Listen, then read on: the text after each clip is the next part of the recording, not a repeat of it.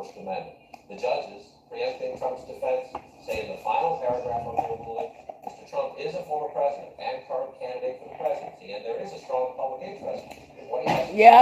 But Mr. Trump is also an indicted criminal defendant, and he must stand trial in a courtroom under the same procedures that govern all other criminal defendants. Evan Paris is out front line in Washington tonight. Evan, what else can you tell us about what the judges say in this? It was a brutal movie, folks. That's all I gotta say. A couple weeks ago, that there was great it was freaking brutal to muzzle the former president. They understood his arguments that he does have this First Amendment right. Of course, he's a leading candidate for president, and the public does have a right to hear from him. But they clearly also said that you can't just allow complete First Amendment freedoms here when it comes to a criminal trial. He has to be treated like any other criminal defendant. And they say, as you pointed out, they say this is what the rule of law means. And so that's why today you saw this ruling, which is pretty lengthy. It was freaking brutal. One of the things they did concede to the former president, though, is that he is allowed to criticize Jack Smith. This is something that was not in the original order. In the original order, he was not allowed to talk about Jack Smith. He can criticize the prosecution of himself. He can say, criticize the Justice Department. He can criticize it was brutal, folks. Of Donald Trump brutal. Politically motivated. All of those things are permissible. The other thing that was interesting in this, that's all I got to say. It was brutal.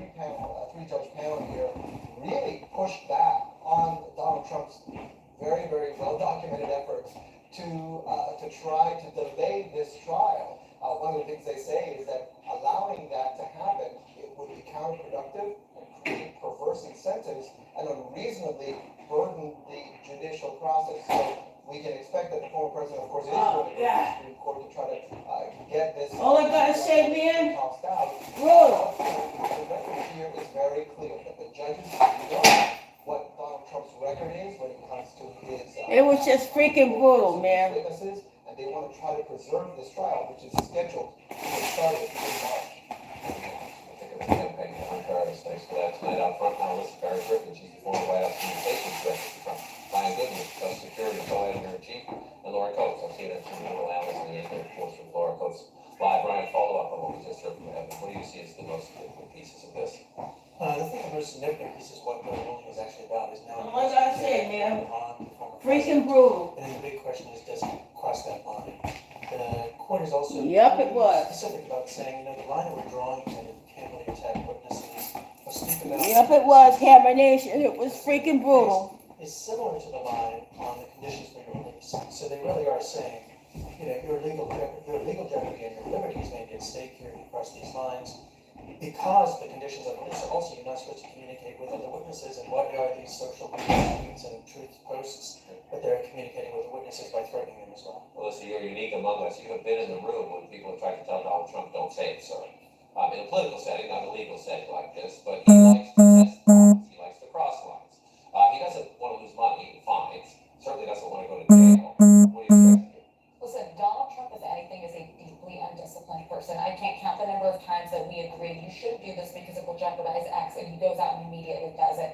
I would be stunned if he doesn't end up violating this in some way or another. What's going to be interesting is if the judge does choose to take an action beyond a fine. At the end of the day, this is a high net worth individual. $10,000 is a drop in the bucket to him. Does he actually take the step if he goes further of potentially giving him jail time? So, Laura Coates, let's get into that. You're a former Justice Department prosecutor. You understand how the courts work and these judges. But a judge does not want to send the president, the former president, who's an active candidate, to jail. But the judge also wants to say, I issue a ruling and you need to follow it. How's this going to play out?